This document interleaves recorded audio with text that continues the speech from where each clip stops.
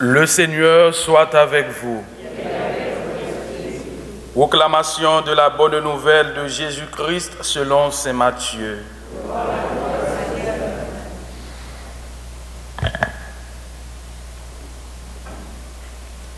En ce temps-là, Jésus prit avec lui Pierre, Jacques et Jean son frère, et il les emmena à l'écart sur une haute montagne. Il fut transfiguré devant eux. Son visage devint brillant comme le soleil et ses vêtements blancs comme la lumière. Voici que leur apparut Moïse et Élie qui s'entretenaient avec lui. Pierre alors prit la parole et dit à Jésus: « Seigneur, il est bon que nous soyons ici. Si tu le veux, je vais dresser ici 3 tentes, une pour toi, une pour Moïse et une pour Élie. » Il parlait encore lorsqu'une nuée lumineuse les couvrit de son ombre, et voici que, de la nuée, une voix disait: « Celui-ci est mon fils bien-aimé, en qui je trouve ma joie. Écoutez-le. » Quand ils entendirent cela, les disciples tombèrent face contre terre et furent saisis d'une grande crainte. Jésus s'approcha, les toucha et leur dit: « Relevez-vous et soyez sans crainte. » Levant les yeux, ils ne virent plus personne, sinon lui, Jésus seul. En descendant de la montagne, Jésus leur donna cet ordre: « Ne parlez cette vision à personne avant que le Fils de l'homme soit ressuscité d'entre les morts. » Acclamons la parole de Dieu.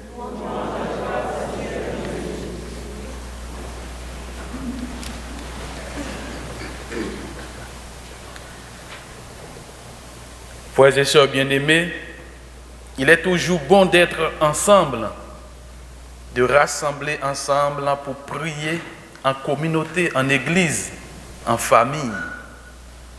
Alors, en ce 2e dimanche du temps de Carême, on pourrait se demander pourquoi la transfiguration du Seigneur se trouve. Pourquoi la transfiguration du Seigneur se trouve en ce 2e dimanche du temps de Carême? Puisque par transfiguration, on voit l'aspect de la sainteté, l'aspect éclatant, éblouissant de sainteté. Alors on pourrait se demander, et le temps de Carême, c'est le temps de préparation, jeûne, prière, tout ça, temps de méditation.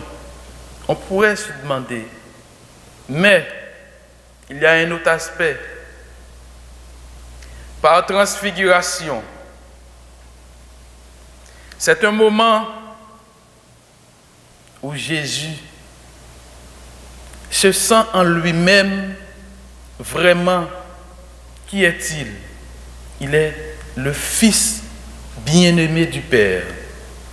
Avec cette belle phrase: « Celui-ci est mon Fils bien-aimé, en qui je mets toute ma joie. Écoutez-le. » Jésus se sent vraiment qu'il est le Fils du Père, le Fils de Dieu. Dans la transfiguration, Jésus se prépare pour entrer dans le combat. Il se prépare pour entrer dans ce combat.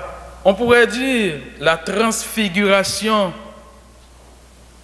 c'est un préambule de la gloire de Dieu. Un préambule, un pré de ce qui arrivera. C'est la transfiguration. Mais aussi dans la transfiguration, pourquoi il monte avec ses disciples?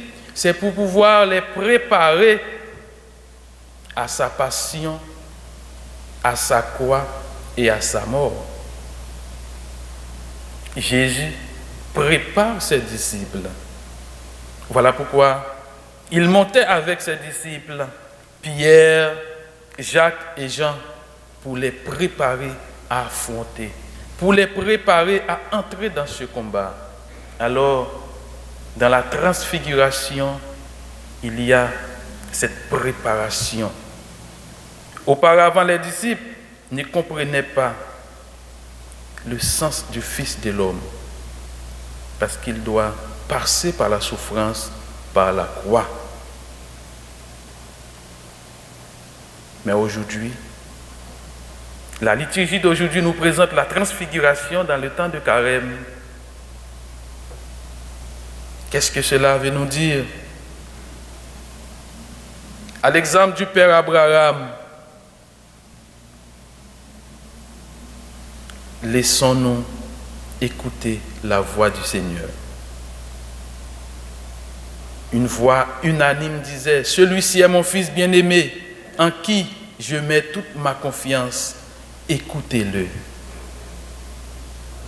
Écoutez-le. Comment on pourrait écouter la voix du Seigneur? Abraham, en écoutant la voix du Seigneur, il se mettait en route. Dans les temps anciens, il y a toujours ce dialogue entre le Dieu et ses disciples. Aujourd'hui, écoutons la voix du Seigneur. Oui, le psaume disait: aujourd'hui, écoutons la voix du Seigneur. Ne fermons pas notre cœur. Il nous parle. Comment il nous parle? Vous voyez? Celui-ci est mon fils bien-aimé, en qui je mets toute ma confiance. Écoutez-le.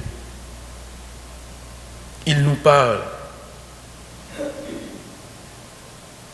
Avant, il nous parle à travers Moïse. Mais Jésus, comme nouveau Moïse, le Père nous parle à travers Jésus. Lui qui est l'image visible du Père. Écoutons-le. Comment? Par la prière, à travers des personnes consacrées,